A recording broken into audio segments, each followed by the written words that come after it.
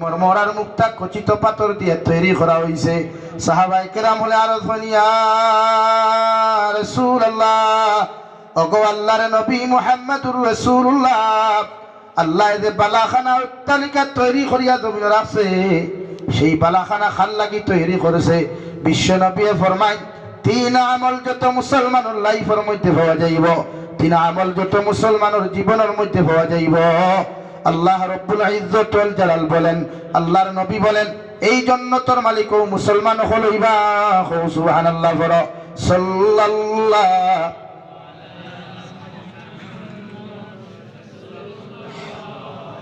সাল্লাল্লাহু আলা মুহাম্মদ।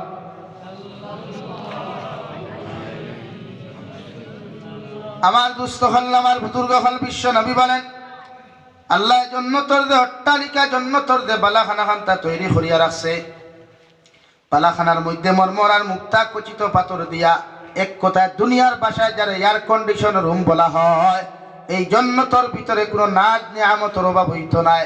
সাহাবায়ে কেরাম হলে ফরমান, ইয়া রাসূলুল্লাহ, ওগো আল্লাহর নবী, এই অট্টালিকা বালাখানার মালিক কোন মুসলমান জমিন হইবা?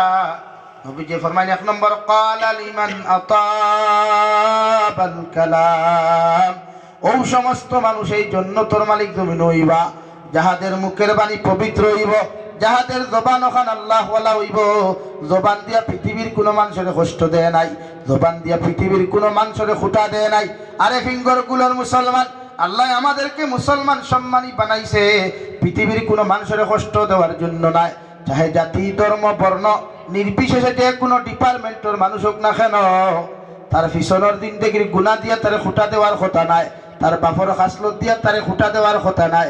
সে যে সময় যে পর্যায়ে হে থাকবো, ও পর্যায়ে মূল্যায়ন করিয়া তারে সম্মান দেওয়ার জন্য। সুবহানাল্লাহ।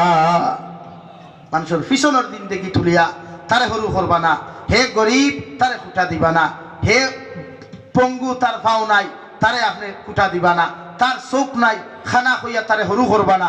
বিশ্ব নবী ফরমায়, ক্বালা লিমান আতাবাল কালাম, মুখের বাণী পবিত্র করুন, জবান আল্লাহ ওয়ালা বানাই, স্ত্রীর লগে সুন্দর ব্যবহার করুন, মাল লগে সুন্দর ব্যবহার করুন, বাপর লগে বালা নরম ব্যবহার করুন, আওলাদর লগে মিষ্টি মিষ্টি কথা দিয়া তারে বুঝিয়ে রাখো। কুয়া আমরা বাসা মাঝে মাঝে ভুনা যায়, অত পরে হোক